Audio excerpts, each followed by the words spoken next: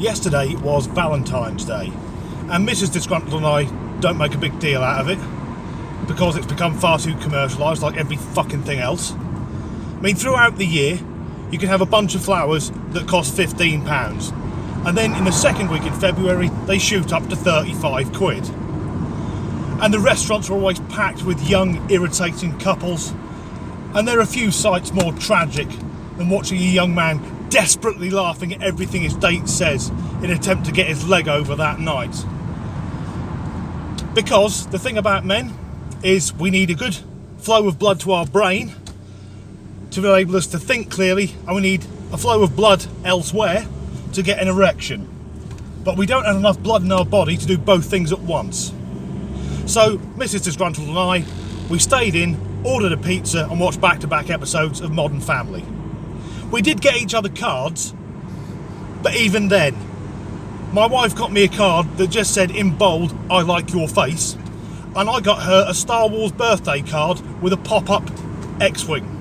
That is completely true. But I think Valentine's Day is a good thing, because you can anonymously tell someone that you fancy them, which is good because some people don't have the confidence to ask someone out. And also there's a lot of lonely single people in the world. If on Valentine's Day they receive something, that must give them a boost, help them stave off suicide for a few more weeks.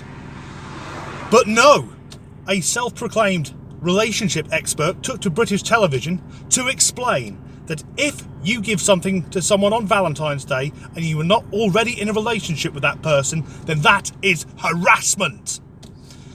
And the angry women's groups online, of which there are many, took the ball with this and ran with it. And the general consensus on the message boards was that anything anonymously given on Valentine's Day is akin to stalking. Now I'm just going to try and break that down a little. First of all, harassment. If you send someone 500 text messages, that's harassment. And as for stalking, well, if you're outside someone's house hiding in the bushes having a frantic wank, then yes, that's stalking. Whereas sending someone flowers unexpectedly on the one day of the year when they may expect to unexpectedly get flowers, it's in a different fucking league. But I do have to say something about Valentine's Day, and here I am talking on behalf of all men, gay, straight, bi, whatever, because if you receive something from a man on Valentine's Day, no matter how perfect the gift, how thoughtful the poem, how wonderful the sentiment, the underlying message is always the same. That bloke wants to give you a damn good ploughing.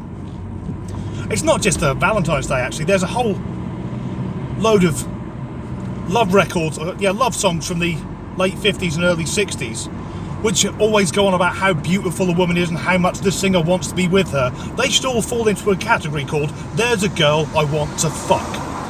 And maybe that's why radical feminists got triggered so quickly by this, because no one in their right mind wants to fuck one of those screaming harpies.